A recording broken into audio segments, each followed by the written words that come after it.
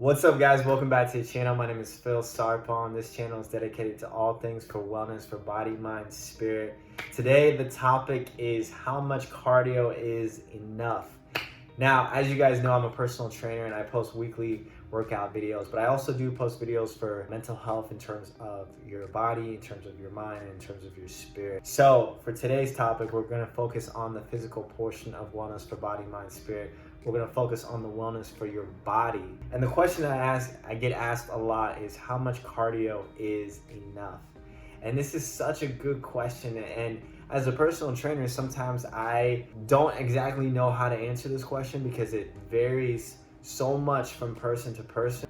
Now, the two biggest forms of cardio is HIIT and your just regular running. Now, HIIT is high intensity interval training.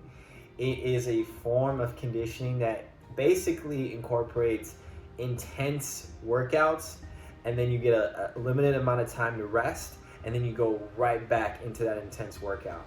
So for example, I might have my client do 40 or 45 seconds of sprinting back and forth, okay? So for 45 seconds, they are going hard. They're going as hard as they can. After that 45 seconds, they can rest maybe for 15 to 30 seconds before they go right back into those sprints. Okay, and so for that cycle, basically you're sprinting for 45 seconds, resting for 15 to 30 seconds. Sprinting again for 45 seconds, resting for 15 seconds. Sprinting again, and you keep doing that for a different number of rounds. So you could do 6 sprints or 4 sprints where you're doing 45 seconds of sprinting and then 15 to 30 seconds of rest in between.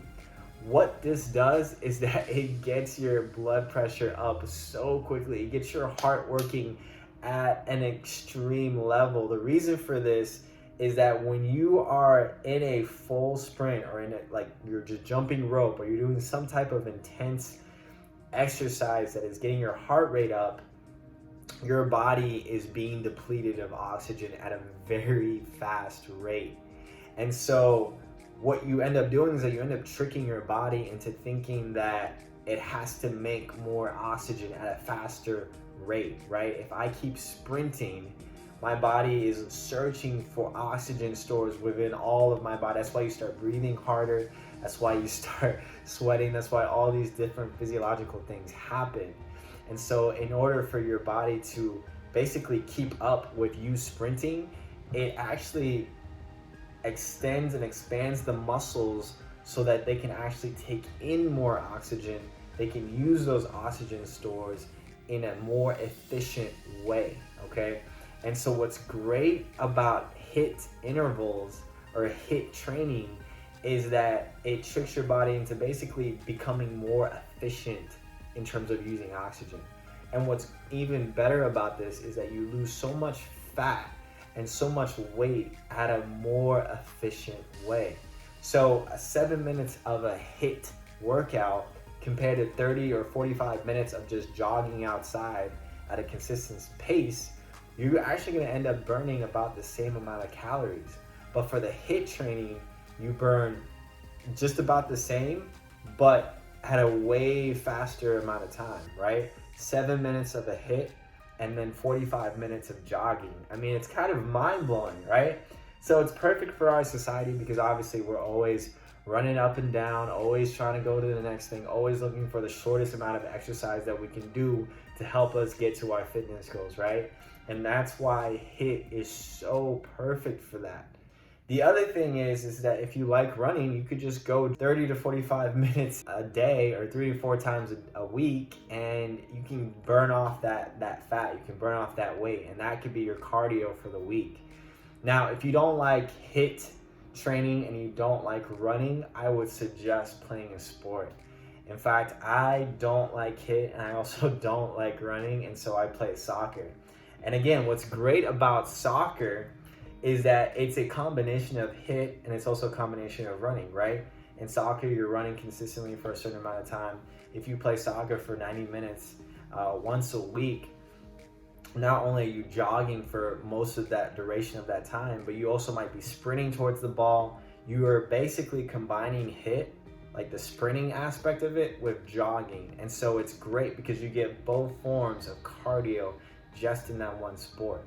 Other sports that are great for that is tennis, basketball, football, volleyball. A little bit volleyball, you're kind of constrained to a court, so you're not so much sprinting.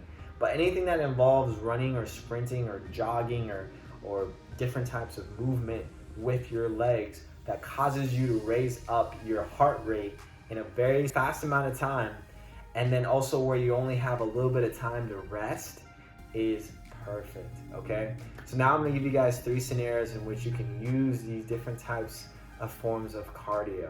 You just want to lose fat at basically the fastest rate that you can. And so the best thing you can do for this is, like I've talked about, is HIIT, right? If you want to lose fat quickly and the most efficient way, and where you don't have to put in the most amount of time, it's going to be HIIT. It's going to be high intensity interval training. And so if you really are looking to lose weight in the fastest way possible, doing a HIIT exercise probably for 3 to 4 times a week, about 7 to 10 minutes every time, is probably your best bet.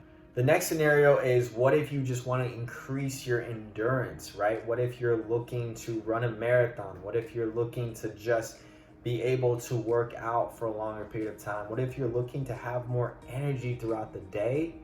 The best thing that you can do is running. Now, again, there's gonna be a lot of people that hear this that absolutely hate running, and I completely understand, but running truly is so good for you. You could take strength training out of the way. If you just run for the rest of your life, you're most likely gonna be fairly healthy.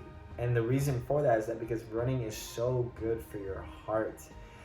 After you get done running, your heart rate is high, right? And it's gonna take a while for it to get back low. And so when it's high, it's burning the most calories and the most fat, and it's using up the most oxygen, but it's also increasing your capacity to use oxygen. Your lung capacity is increasing, your mitochondria is becoming more efficient. Your body in itself is just becoming a more healthier version of you because your heart is healthy, right? Running targets your heart specifically.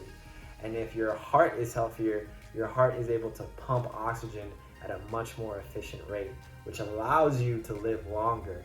The last scenario is just for anyone that is just looking to be healthy. And that could mean that you can basically take any of these 3 options. You could do HIIT, you could do running, or you could play a sport, okay?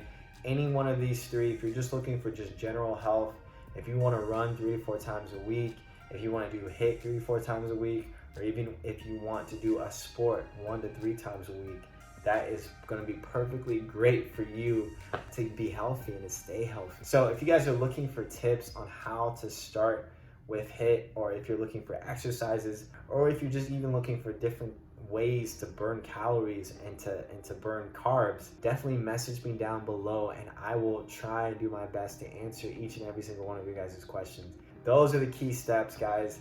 If you have any questions, again, link down below. Give it a thumbs up if you guys like this video. Subscribe to the channel, and I will see you guys in the next video.